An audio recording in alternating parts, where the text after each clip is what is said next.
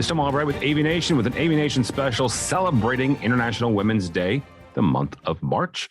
With me today is a fantastic young lady I got to meet on Twitter through the socials and in subsequent Chris Netto happy hours, Sarabeth Mullins. Welcome, ma'am. Thanks to be here, Tim. It's nice to talk to someone. In English, no less, and we'll explain that. Yes. Sarabeth actually is a PhD student, a doctoral student in acoustics at the Cervin University in Paris, France. So there's all kinds of things with that I'm jealous of, not the least of which is the PhD part, but also the Paris part. And that's why we joke about talking to someone in English. So you don't have a French accent. No, I do not. How'd you get here? How'd you get? And I don't mean France, obviously, but you know, the overarching industry-wide favorite question is, how did you get involved in the AV industry, Sarabeth? Right. Yeah. I mean, it's a great question. I think there's as many answers to the question as there are people working in AV. I guess I had a bit of a winding road to get into it. I'm a doctoral student, like you said. I'm working on virtual acoustic models and creating them for historic inquiry.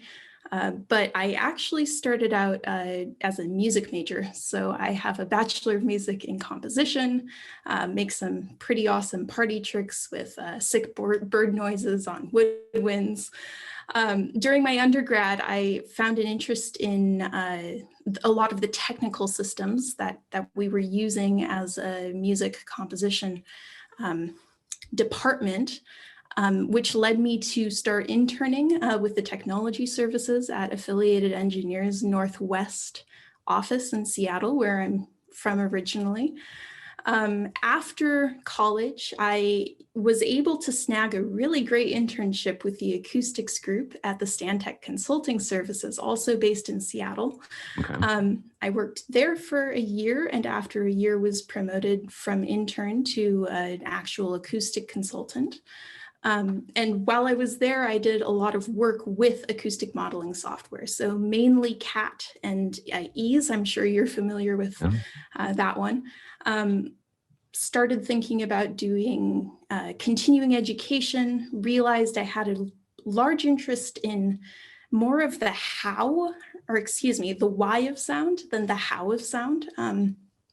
I learned a lot about how to set up integrated systems, or, how to make sure that we were passing signal from the correct places, how to solve problems. But I didn't really understand the why of why does sound behave the way it does? Why do we do things the way we do them? So I chose a degree in acoustics and music technology, and was able to do my master's thesis in acoustic modeling, through line there. And I guess the final step to where I'm now is that my program was ending, and I was starting to look for new jobs for what to do after the master's school. That was actually about a year ago today, and I'm sure we're all unfortunately aware of what was going on a year ago today. Yeah. The job market, which had been really great, lots of opportunities, it disappeared overnight, especially for developing professionals with sort of my level of experience, 2 to 4 years worth of experience in the industry. So I was starting to look elsewhere, find as many options as I could. I found this listing for a thesis in France. I figured, it matches my interests, it matches my skill set. I'll throw my hat in the ring, see if anything happens. And kind of shockingly, something happened with that. So I guess that's the long and short of it, winding road. But it's here I am. Yeah, it's a fascinating winding road. And we're not going to get into the particulars of how you went from the Northwest United States into France during a pandemic when both countries were locked down. Not going to get into that. Although if you follow Sarabeth on either Instagram or Twitter, several pictures of her in full PPE. So like she's being very safe as she goes to work to and from every day. I want to pick on something though really quickly because I'm fascinating and I have no idea what this means. Yeah. Acoustic modeling for historic inquiry. Yeah. What is that? I think I know, but help me out here. So the subject of the dissertation specifically is studying the acoustic heritage of Notre Dame de Paris, the cathedral that burnt in 2019. And the methodology that we're using is generating virtual models that you can interact with real time in such a way as to understand, for instance, what it might have been like to be a woman worshiping in the cathedral in, say, the 11th or 12th century. So good night. Okay. Now I'm even more. So really quickly, and I don't want to spend too much time on this. I have been to Paris once. I've been to a service at Notre Dame. It was an international service. Yeah, I'm not Catholic, but it was just fascinating. Right. And one thing I learned about that is that there has been a religious building, a Catholic building, a church of some sort for the last 1,000 years there. Yeah. Right. So the fact that you're doing that is even immensely even more fascinating. I believe in either 2013 or 2015, it's celebrated its 850th anniversary of existence. Yeah. So good night. Old building. Old building. So let's talk about, you going from music, which is a common, underlying theory for AV professionals, through consulting, right? There's not a lot of women in consulting. No. There's not a lot of women in acoustics, to be frank. So what are some of the challenges you faced being a woman and quite frankly, being a young woman in a consulting field and also in the field of acoustics?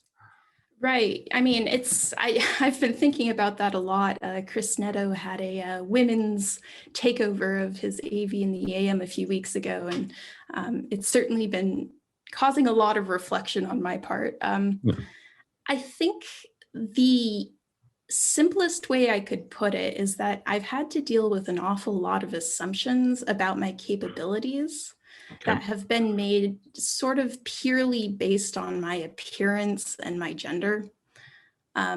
So, I mean, we're talking about everything as small and insignificant as, say, managers at some of my previous technician jobs who thought I didn't know how to run cable or didn't know how to gaff things properly.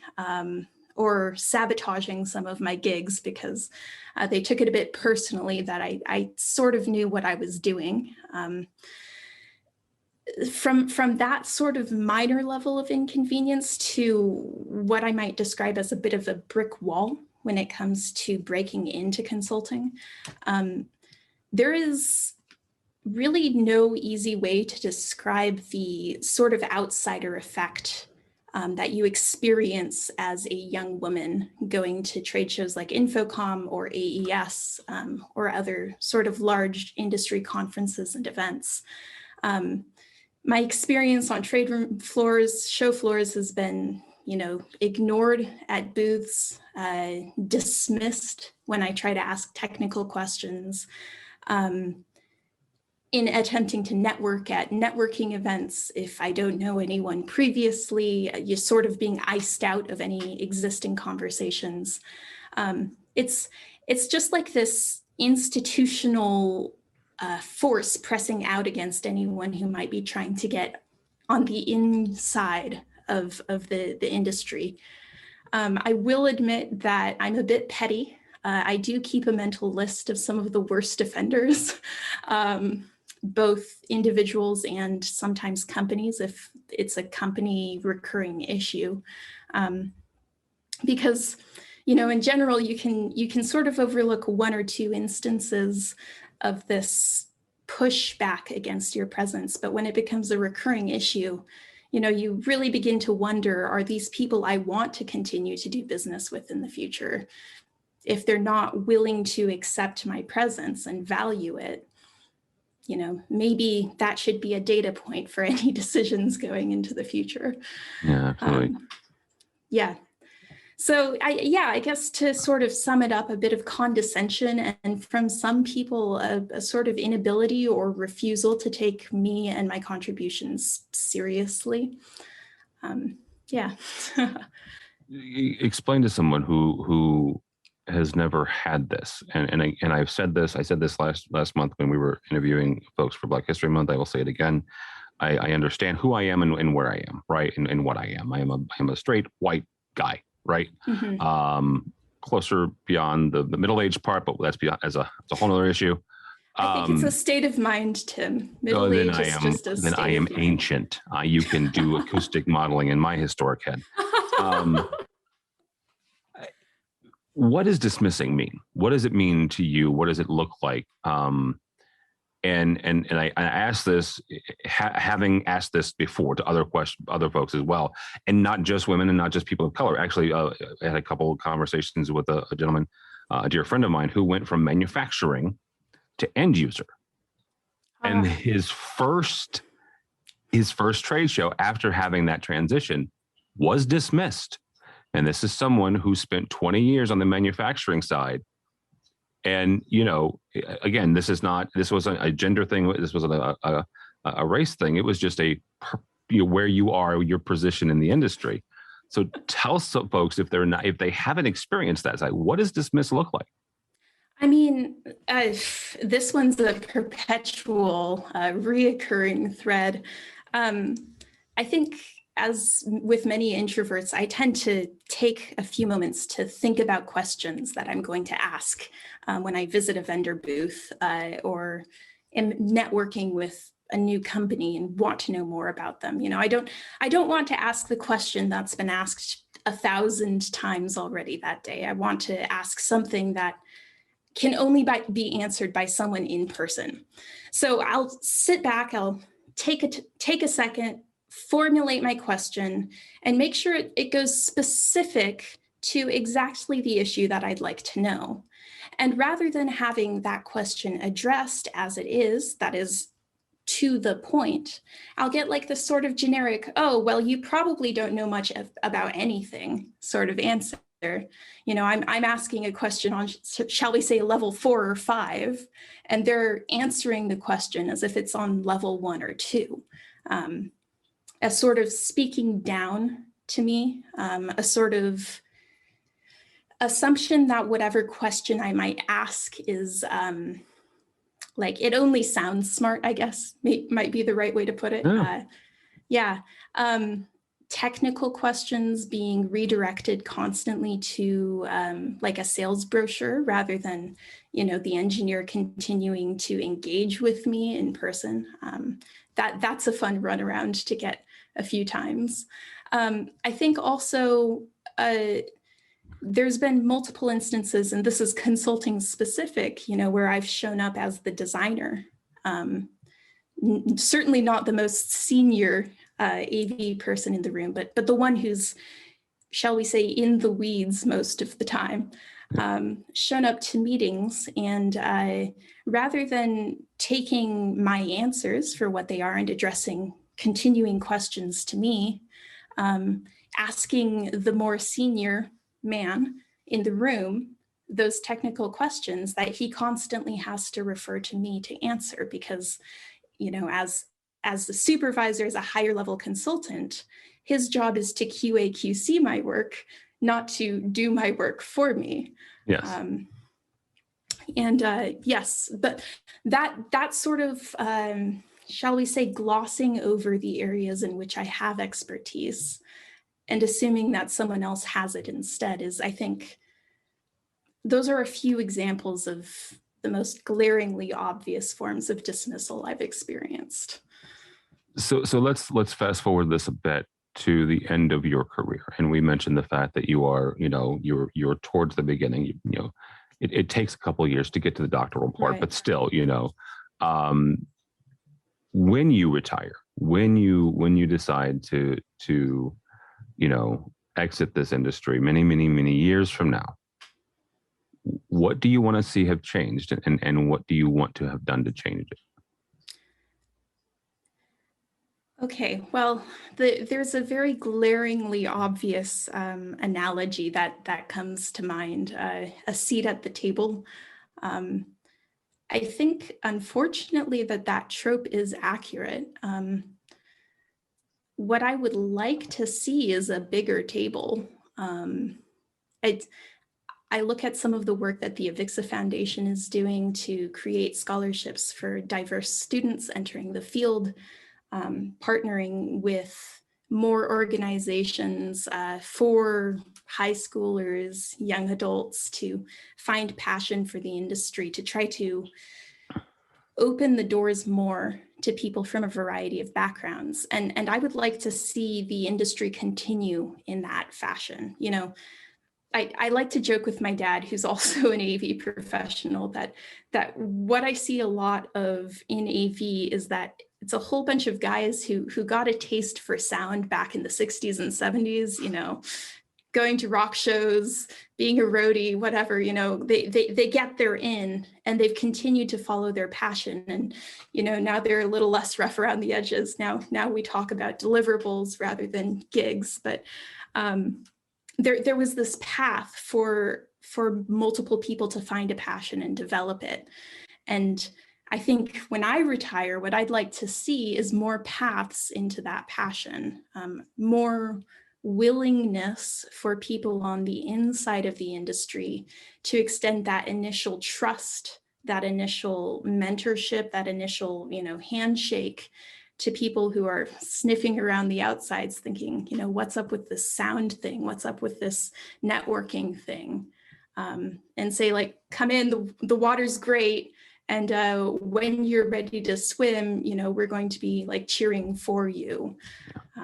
That's what I'd like to see. So That is incredible. That is a wonderful way to end. Sarabeth Mullins, if somebody wants to connect with you and follow along as your journey towards doctorate, how do they do that? Yeah, so I am on LinkedIn. I suppose that's the most professional of my online presences. It's just Sarabeth Mullins. You can also find me on Twitter, again, Sarabeth Mullins.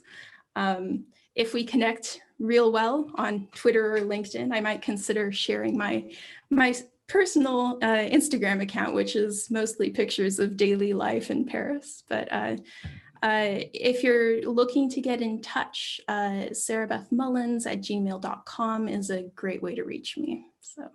Very good, Sarabeth Mullins. And I will be following you because you are, again, remarkable and looking forward to all the incredible things you're gonna accomplish. So thank you so much. For us, for AVNation, go by our website, avnation.tv. That's avnation.tv, and follow along as we highlight other incredible women during International Women's Month for International Women's Day. All that and more at avnation.tv. That's avnation.tv.